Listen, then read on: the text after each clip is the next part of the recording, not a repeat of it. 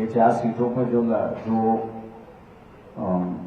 Contest है ये वंचित और भारतीय जनता पक्ष में ही है वहां पर, क्योंकि मैं दोहराना नहीं चाहता हूं, लेकिन कुछ लोग लड़ने के लिए तैयार नहीं है, कुछ लोगों ने पीछे हट के अपनी बात कही है।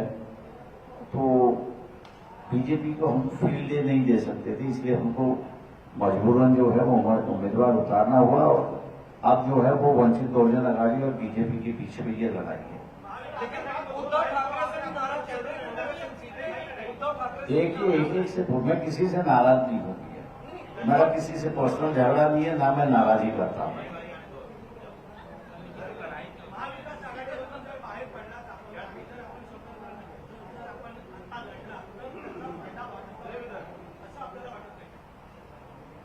माझ्या अंदर ह्याचं उत्तर तुम्हाला 2 तारखेला मिळेल।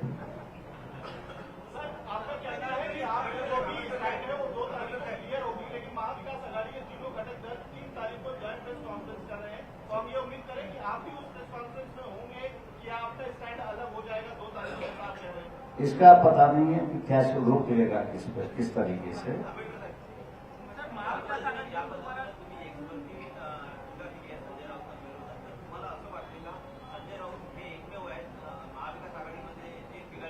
आम्ही असं म्हणेन की जोपर्यंत आम्ही सुभाष देसाईंबरोबर बोलत होतो, सुभाष देसाई या चर्चेमध्ये जोपर्यंत होतं तोपर्यंत पूर्णपणे सकारात्मक चाललं होतं आणि व्यवस्थित चाललं होतं सिच्युएशनच्या संदर्भात। पण नंतर असताना आम्हाला असं दिसलंय की कोणतरी कोणासाठी तरी वापरायचं असं असताना हिशेब चालू झाला आणि म्हणून आम्हाला दिसलं की याच्यामध्ये आपण असताना बीजेपीला थांबू शकत नाही, त्याला काही जणांना घ्यायचंच नाही, काही जणांना बोलायचंच नाही, असा जो स्टँड होता तो आम्हाला जरा योग्य वाटला नाही आणि म्हणून आम्ही असं एक वेगळं ह्याच्यामध्ये करतोय। ठीक है, संजय राउत इंडिविजुअल है, इंडिविजुअल के बारे में बात नहीं करता हूं, एक समझ लीजिए, पार्टी की बात हो रही है, इंडिविजुअल की बात नहीं हो रही है, तो इंडिविजुअल जरा रुक दीजिए वहां पर।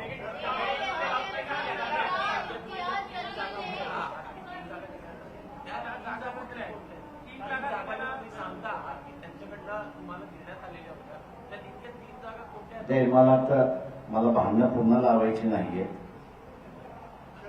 मला जुळवायचं आहे, पण ज्या दिवशी तोडायचं असेल त्या दिवशी निश्चितपणे मी आपल्याला सांगेन।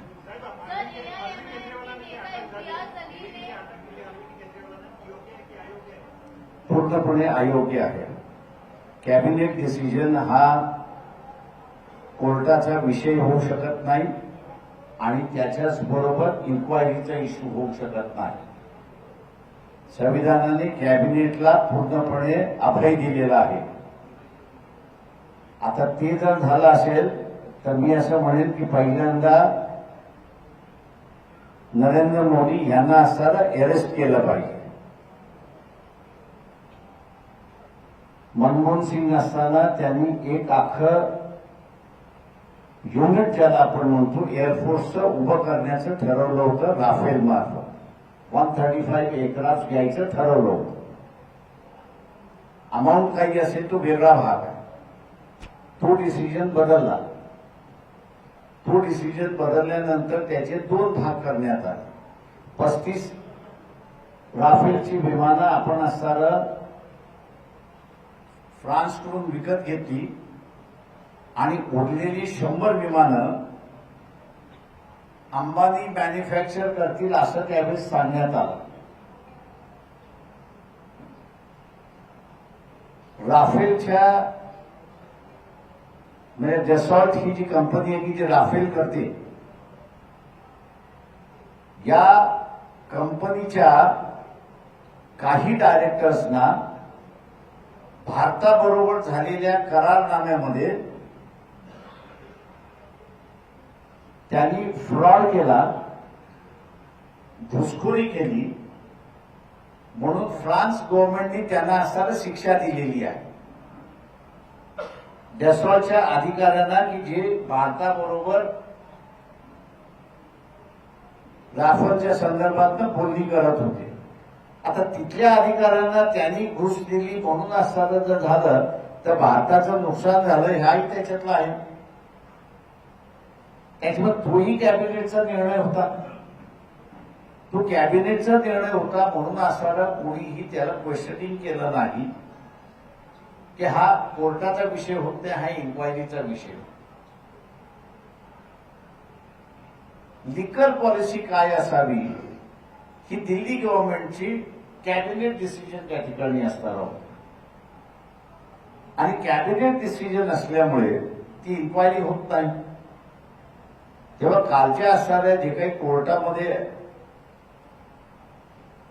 केजरीवाल यांनी असणारं म्हटलं की माझ्या विरोधात तुमच्याकडे ठोस पुरावा काय, या सोशल मीडियावरती आलेलं उत्तर मी जे असणारं पाहिलंय की आमच्याकडे असणाऱ्या काही जणांची स्टेटमेंट्स आहेत आणि म्हणून तुम्हाला असणारे अरेस्ट केलंय. तर आपण असणारं असं धरायचं का की डेसॉलच्या काही कंपनींना रॅफलच्या संदर्भातलं खोटारडेपणा झालाय, फसवेपणा झालाय आणि म्हणून त्यांना शिक्षा झाली, म्हणून पंतप्रधान जे इन डायरेक्ट निगोशिएशन होते म्हणून पंतप्रधानावरती सुद्धा इथे केस झाली पाहिजे का? तो जर लॉजिक असेल तर ती झाली पाहिजे. त्याच्यामुळे असणारा एका केसला एक न्याय, दुसऱ्या केसला दुसरा न्याय, हे माझ्या अंदाजानं चुकीचं असं म्हणतोय. आणि म्हणून मी असताना म्हणतोय की केजरीवालला अरेस्ट करणं हे चुकीचं असं मी त्या ठिकाणी मानतो.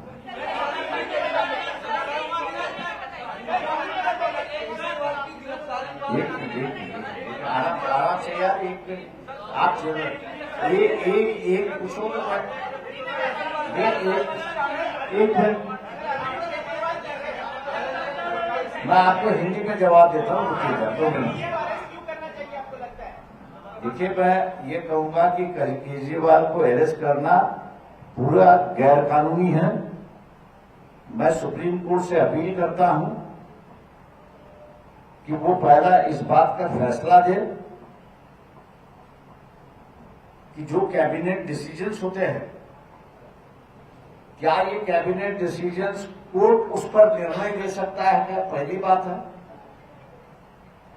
दूसरी बात यह है कि कैबिनेट डिसीजन हुआ है और उस कैबिनेट डिसीजन का इंक्वायरी करने का अधिकार किसी जांच एजेंसी को है. कैबिनेट डिसीजन जो होते हैं और जिसका इंप्लीमेंट होता है, ये वहां की लेजिस्लेटिव असेंबली है. उस लेजिस्लेटिव असेंबली में उस पॉलिसी को रखा जाता है और लेजिस्लेटिव असेंबली उसको मान्यता देने के बाद उसकी इंप्लीमेंट होता है. लेजिस्लेटिव असेंबली की किसी भी प्रोसीडिंग्स में सुप्रीम कोर्ट दखल अंदाज नहीं दे सकता. रही जहां तक बात उस पॉलिसी में कुछ गलत है या नहीं है, तो संविधान में उसका भी प्रावधान है और वो प्रावधान ये है कि PAC, public accounts committee, public accounts committee जो है, कैबिनेट डिसीजन सही है, गलत है, घुसखोरी हुई है, क्रिमिनलाइजेशन है या सिविल लॉस है, उसका वो जजमेंट देती है. उसके बिना किसी को अधिकार नहीं कैबिनेट डिसीजन चेक करने का. और इसी के लिए जब ये मामला उठा कि मनमोहन सिंह का एक डिसीजन बिना कैबिनेट लिए हुए नरेंद्र मोदी ने उसको घुमा दिया इंडिविजुअल प्राइम मिनिस्टर की कैपेसिटी में, और जहां 135 राफेल के विमान डेसॉल नाम के फ्रांस कंपनी से खरीदना था, उससे वहीं के वहीं उन्होंने डिसीजन दिया और कहा कि हम 135 नहीं खरीदेंगे, 35 ही डायरेक्ट खरीदते हैं और बाकी के 100 जो है उसको हम लोग अंबानी के माध्यम से उसको यहां पर बनाएंगे. बात आगे बढ़ते बढ़ते ऐसी बढ़ गई कि डेसॉल नाम के अधिकारी को फ्रांस में जेल हुई क्योंकि घुसखोरी हुई और पैसे खा लिए.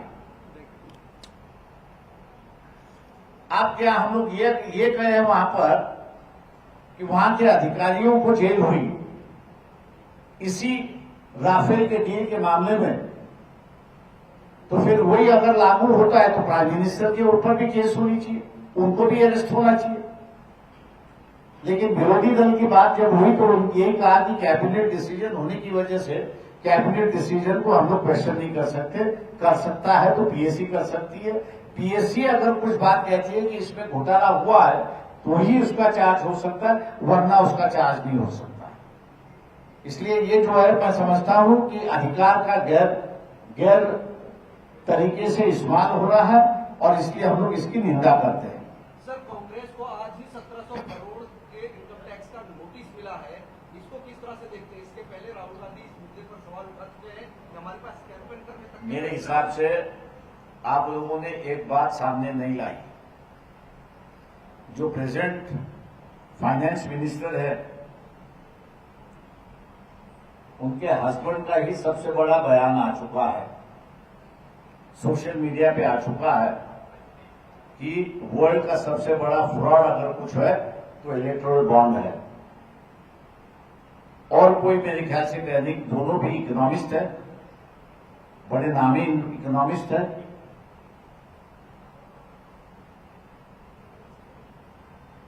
और उनका बयान आ चुका है, मैं हस्बैंड का बयान आ चुका है कि this is the biggest fraud, financial fraud.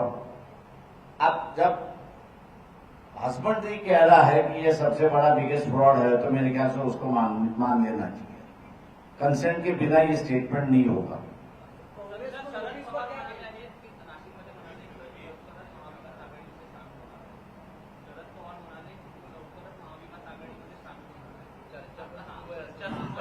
बात ठीक है, thank you.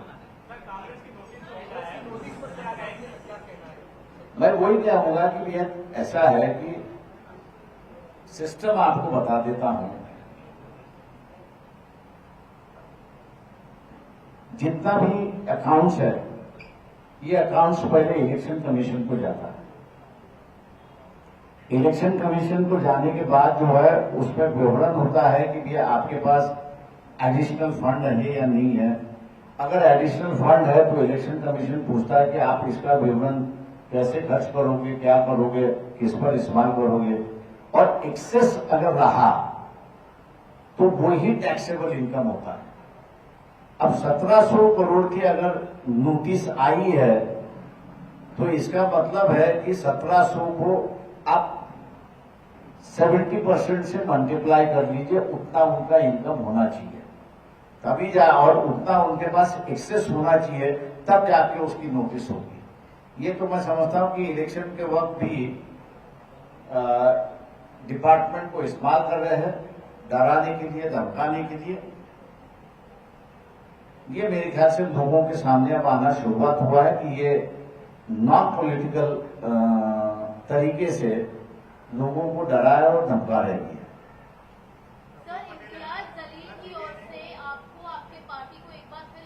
Thank you, thank you, thank you.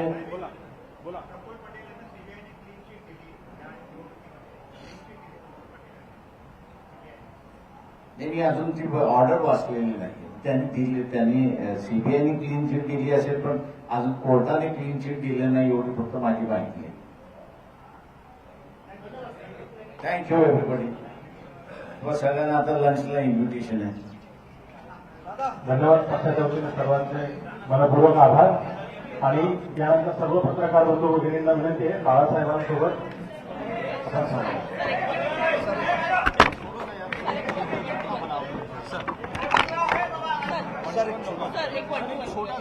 म्हणजे आता 1 to 1। Thank you. No 1 to 1 now. No no no no no no no, पहले खाना खाए थे बाद में देखते उसको। Thank you.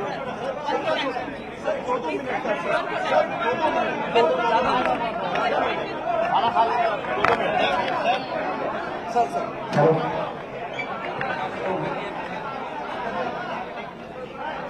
बोलून करून आता घेऊन गेली पाहिजे तरच शासन व्यवस्थितरित्याने त्या ठिकाणी चालू शकतात। असे असताना सुद्धा एक अजेंडा आम्ही त्या ठिकाणी तयार करतोय। दुसरं जे आहे त्याच्यामधलं एक सगळ्यात महत्वाचं जे आहे ते म्हणजे आम्ही 22 लाखापर्यंत जरी घेऊन गेलो तरी एम्प्लॉयमेंट सर्वांनाच मिळू शकेल, म्हणजे 20 वर्षापासून ते 35 वर्षाचा होईपर्यंत सगळ्यांनाच एम्प्लॉयमेंट देऊ शकतो अशी काही परिस्थिती नाही. आणि म्हणून एक मूलभूत बदल करण्याचा आम्ही आज सरळ ठरवलेला आहे आणि त्याच्यावरती एकमत झालेलं आहे. ते म्हणजे की अॅग्रो इंडस्ट्री याचे जे सगळे मोठमोठे प्रोजेक्ट्स होतात आहेत, मेगा प्रोजेक्ट्स होतात आहेत, त्या मेगा प्रोजेक्ट्सच्या ऐवजी जुन्या काळामध्ये जशी पिठाची चक्की होती, गावागावामध्ये वस्त्या वस्त्यामध्ये होती, तशाच रीतीने टेक्नॉलॉजिकल बदल झालेला आहे मोठ्या प्रमाणात. आणि हा टेक्नॉलॉजिकल बदल लक्षात घेता अॅग्रो प्रोसेसिंग इंडस्ट्री, मायनर आणि टायनी इंडस्ट्री, मायक्रो इंडस्ट्री अशा रीतीचा असताना त्या ठिकाणी भर द्यायचा, वाढवायचा अशी असणारी परिस्थिती आहे. नंतरचा जो मुद्दा आमचा असताना ठरलेला आहे तो म्हणजे केंद्र शासन नेहमीच एमएसपी प्राइस त्या ठिकाणी जाहीर करते. दिल्लीमध्ये आजही आंदोलन त्या ठिकाणी चाललेलं आहे आणि शहरी ग्राहक एका बाजूला आणि ग्रामीण विक्रेता हा दुसरा, शेतकरी हा विक्रेता मी असं म्हणतो, हा दुसऱ्या बाजूला, याला दोन्ही बाजूने लुटल्या जाते अशी असणारी परिस्थिती आहे.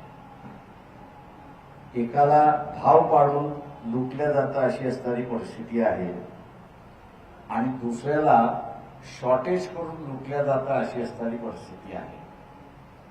तर याच्यावरचा असणारा जो तोडगा आहे तो म्हणजे केंद्र शासन जे हमी भाव देतं त्या हमी भावाचा असणारा कायदा हा जर केला तर ग्रामीण भागातल्या भाव पाडून जी लूट होते ती त्याच्यामध्ये असताना थांबेल आणि जो कोणी भाव पाडून हमी भावापेक्षा कमी दराने विकत घेईल त्या कायद्यामध्ये त्याला असताना शिक्षेची तरतूद करायची अशी असणारी परिस्थिती आहे. हमी भाव एकदा असताना त्या ठिकाणी मिळाला की मग शहरी कन्झ्युमर जो आहे तर या शहरी कन्झ्युमरला आपल्याला असताना ते प्रॉडक्ट कितीनं मिळालं पाहिजे, कसं मिळालं पाहिजे याचं त्याला डिसाईड करण्याचा असताना अधिकार त्या ठिकाणी येतो आणि म्हणून हा कायदा करण्याचा भाग त्याच्यामधला आहे. तिसरं नंतरचं महत्वाचं जे आहे त्याच्यामध्ये की महाराष्ट्रातले असणारे जे महत्वाची पिकं आहेत ती म्हणजे पश्चिम महाराष्ट्रामध्ये ऊसाचं आहे, मराठवाडा, विदर्भ आणि खानदेशचा असणारा काही भाग म्हटला तर तिथे असणारा कापूस आहे, सोयाबीन आहे आणि विदर्भातला वरचा विदर्भ आणि कोकण आपण असणारं पाहिलं तर हे तांदळाचं असणारं माहेरघर आहे अशी असणारी परिस्थिती आहे. आणि म्हणून त्याचे भाव हे असणारं आपणच त्या ठिकाणी ठरवलं पाहिजे अशी असणारी परिस्थिती आहे. सोयाबीन हा पूर्णपणे जे पीक घेतलं जातं त्याचा असणारा 100% एक्सपोर्ट होतो अशी परिस्थिती आहे आणि म्हणून आम्ही असताना म्हणतोय की मिनिमम सपोर्ट प्राइस हा असणारा 5,000चा असला पाहिजे. कापसाचा जो आहे तो असणारा 8,000चा असला पाहिजे आणि ऊसाच्या ह्याच्यामध्ये आता 20% इथेनॉल हे पेट्रोल आणि डिझेलमध्ये मिक्स करण्याचा अधिकार त्या ठिकाणी शासनाने दिलेला आहे.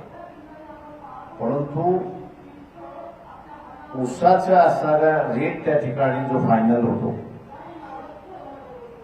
ऊसाचा असणारा रेट त्या ठिकाणी फायनल केला जातो त्याच्यामध्ये इथेनॉल हा जो आहे त्याचा रेट त्या ठिकाणी दिला जात नाही आणि म्हणून आम्ही असणारा आग्रह त्या ठिकाणी धरणार आहोत की इथेनॉल हा जो मळीपासून तयार केला जातो त्याचं प्रॉफिट नुसतं असताना कारखान्याला जात आहे, तर ऊसाचा रेट फायनल करत असताना त्याचाही त्या ठिकाणी बघावं अशी असणारी परिस्थिती आहे.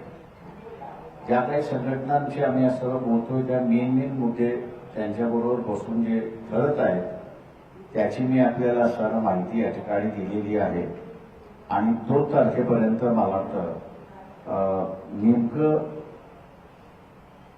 या संघटनांबरोबर बसून वंचित बहुजन आघाडी जे करणार आहे त्याच्यातला असणारा भाग आहे. पहिल्या फेज मधला जो आहे तो फॉर्म भरण्याचा संपलेला आहे. दुसऱ्या फेज मधला असणारा त्या ठिकाणी सुरुवात झालेला आहे आणि म्हणून तिसरा जो आहे, तिसरा, चौथा, 5वा टप्पा जो आहे तो सगळे मिळून त्या ठिकाणी कॅन्डिडेट ठरवतील अशी परिस्थिती आहे. मी जसं म्हटलं तसं 2 तारखेला आपल्याला असणारं या ठिकाणी पूर्णपणे माहिती मिळेल अशी आणि पुढचं वाटचाल कशी असेल ती आपल्यासमोर या ठिकाणी मांडण्यात आहे. माझं निवेदन संपलं. आपण असं विचार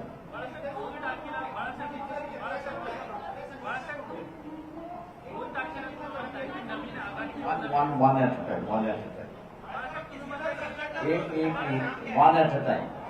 One at a time. 2 तारखेला आपल्याला सगळं विवरण दिलं जाईल. प्रश्न असा होता की 2 तारखेला आपण नवीन आघाडी किंवा नवीन संघटनांसोबत चर्चा करून नवीन आघाडीची घोषणा करताय असं साधारण दिसतंय. तर महाविकास आघाडीसोबतचा आपला संबंध संपला म्हणून मी म्हटलं की 2 तारखेला आपल्याला पूर्णपणे त्याचं विवरण दिलं जाईल.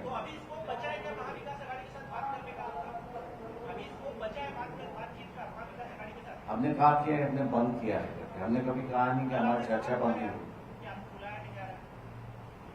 वो तो है, उनकी बैठक चल रही है, हम बैठक में बुला रहे, वो भी आ रहे हैं उसमें. तो ऐसा नहीं है कि एक साइड से है.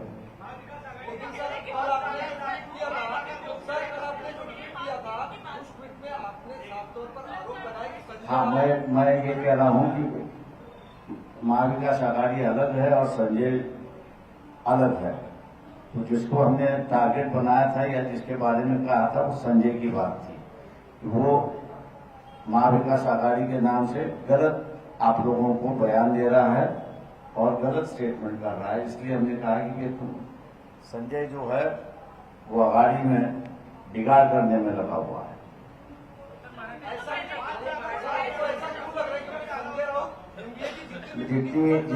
जितनी हमको कहना था वो हमने कह दिया है. अब आप लोग उसमें से जो निकालना है वो निकालें.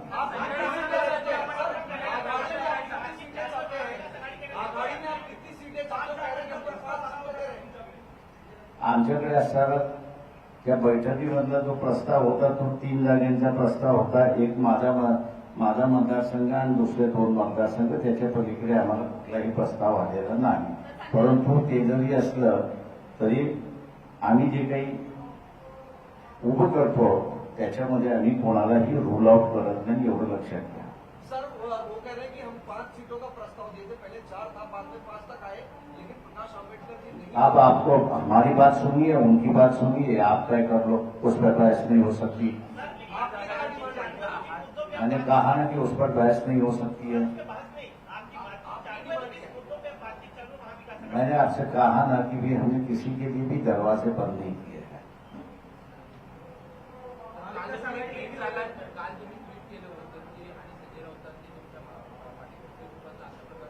मी असं त्यांनी आघाडीमध्ये बिघाड केलाय हे दाखवणारा आम्ही त्या ठिकाणी दाखवलो होतो. त्याच्यामुळे असं आम्हाला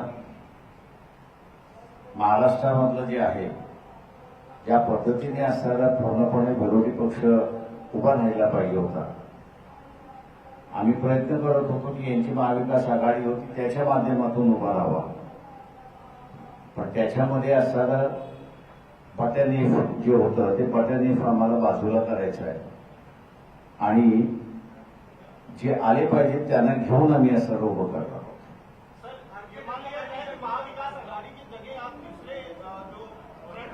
मैंने ऐसा कोई इंडिकेशन नहीं कहा। मैंने सीधा ये कहा है कि हम दरवाजे खोले हैं और बातचीत आप भी कुछ लोगों से हम लोग कर रहे हैं।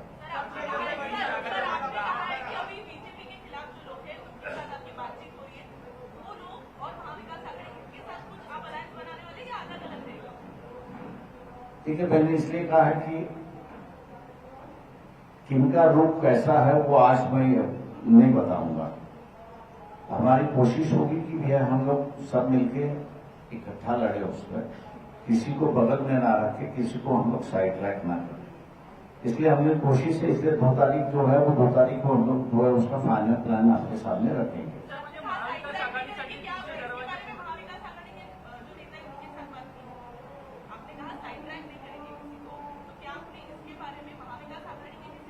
देखिए, हम अघाड़ी से क्यों बात कर रहे हैं, हम इंडिविजुअल से भी बात करते हैं, इंडिविजुअल पक्ष से भी बात कर सकते हैं।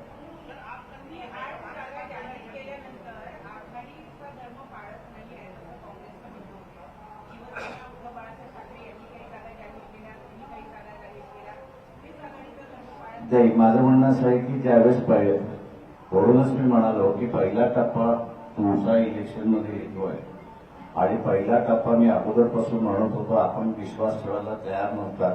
आपण सगळेजण वंचित बहुजन आघाडीलाच टार्गेट त्या ठिकाणी करत होता की यांचं जमलं नाहीये,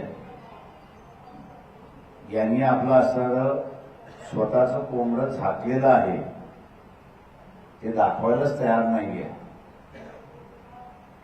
आणि आता असताना व्हेरी क्लिअर आलंय की सेना, मी मागे म्हणालो होतो की सेना आणि काँग्रेस यांचं सूप जमलेलंच नाहीये, ते आता उघड व्हायला लागलेलं आहे।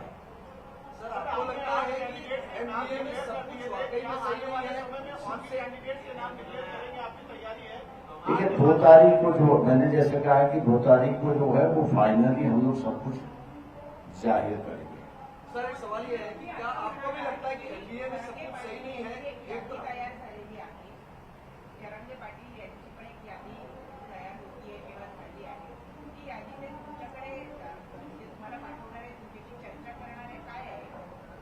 ते मला वाटतं त्या सगळ्या फॅक्टर्स लक्षात घेऊनच मी असं म्हणालो की सगळ्यांचंच हे घेऊन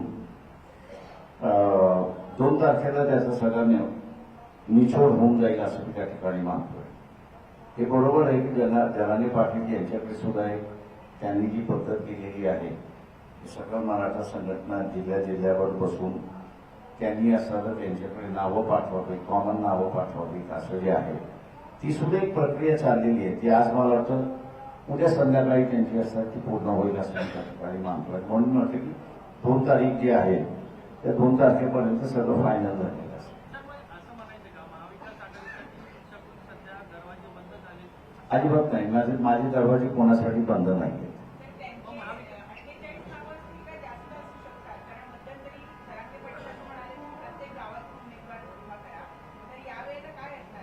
आमची जी चर्चा झाली त्याच्यामध्ये त्यांनी तो आग्रह सोडलेला आहे आणि जिल्ह्यामधलं सकल मराठा समाज जे आहेत त्यांच्यामधनं त्यांनी नावं द्यावीत असं म्हटलेलं आहे त्याच्यामध्ये।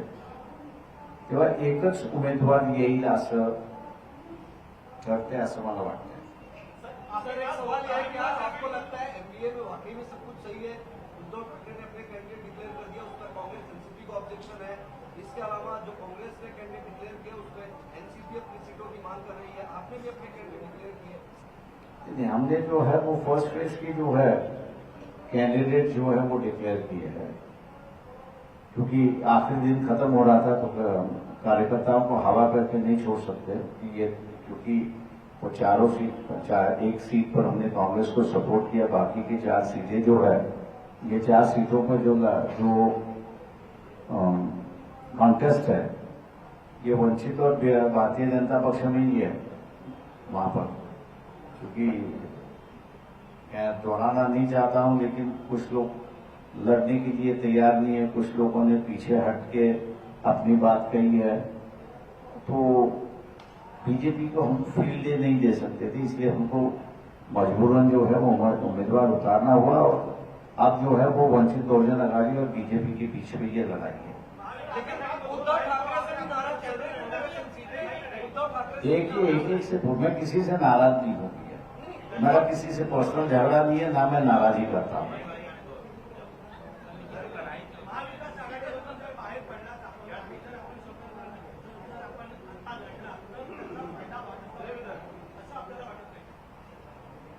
माझ्यानंतर ह्याचं उत्तर तुम्हाला 2 तारखेला मिळेल.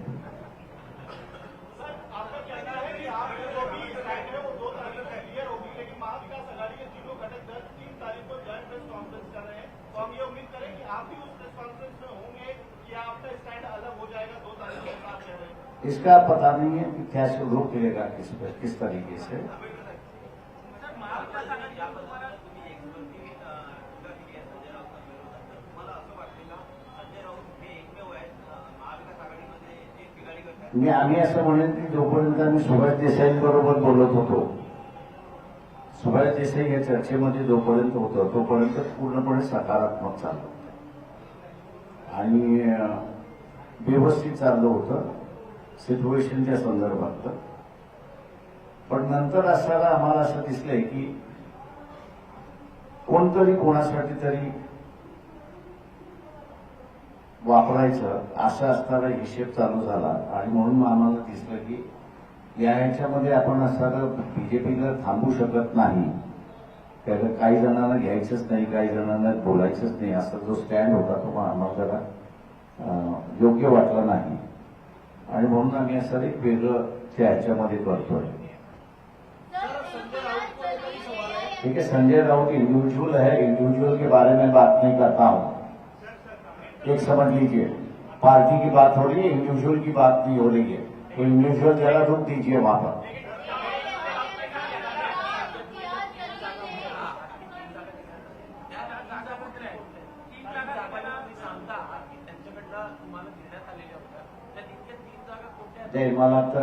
मला भांडणं पुन्हा लावायची नाहीये,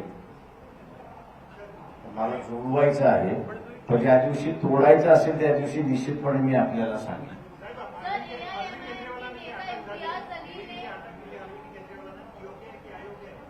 पूर्णपणे अयोग्य आहे.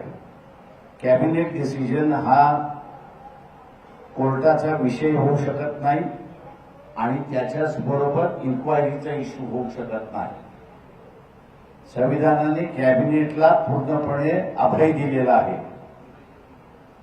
आता ते जर झालं असेल तर मी असं म्हणेन की पहिल्यांदा नरेंद्र मोदी यांना असताना अरेस्ट केलं पाहिजे.